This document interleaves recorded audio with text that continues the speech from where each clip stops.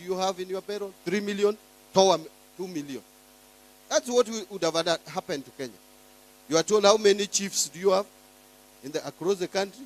We have 10,000, remove 5, remain with only 5. And you have no choice, you'll take them home. How many county commissioners? Go home. How many teachers? You can survive with half. How many MCAs? You must make sure that the MCAs across the country from 1,400 reduced to half. Members of parliament reduced to half. Salary, everybody reduced by half. That is what would have happened to Kenya. So, it is because of decisions that have been taken over the years. Some of them are very faulty. You invest in an infrastructure project that has 30 years of repayment period, payback period, 30 years, and you are taking a loan of 5 years to finance it. 5 years loan for a project that will start paying you in 30 years. Are you being clever?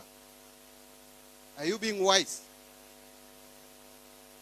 And then you also don't have any space for taxation.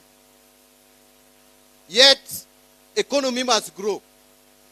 Our youth, Kenya has one of the fastest growing population in the world.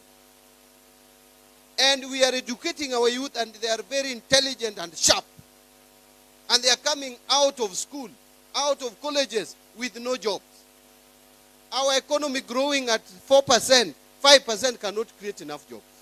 We must make this economy grow at 7%, 7.5% and above.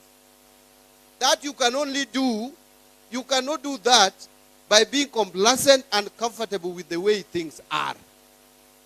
We must invest more in infrastructure in this country to expand the economy of the country without A, taxing people, 2, taking expensive loans that would be impossible to pay.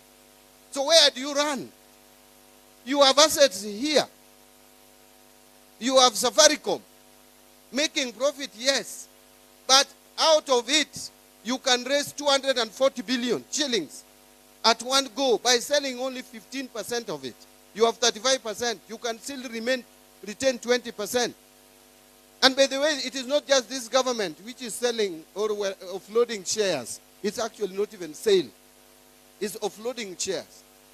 It's only Uhuru Kenyatta who did not offload shares in Safaricom. Moi did 40%.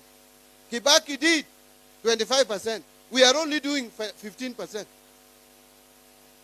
Why this noise about 15%? Why didn't you make noise when Kibaki was releasing 25%? Or is it because of ethnicity? What is the justification? 240 billion. How much dividend are we getting out of 15 billion today? Out of 15 billion today, we would be getting about 6 billion shillings. Divide 240 by 6. 40 years. It will take us 40 years to get, if we retain the 15% and get dividends. That dividend, if we get the 240, that 240, we will take 40 years. So you want to refuse money today because you want to earn the same money for 40 years. Will you be alive? You have not even factored the time value of money, because 240 billion today is not 240 over the years up to 40 years.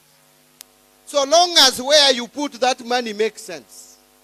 And that is why we are saying that, yes, we have some infrastructure projects which can be commercially viable. Which roads we can turn, dams which we can use for irrigation, commercial irrigation. We have energy in this country. The reason why we have blackouts all over the place is because Kenya is generating only 3,000 megawatts per year. But our economy should generate no less than 10,000 megawatts. Where are we going to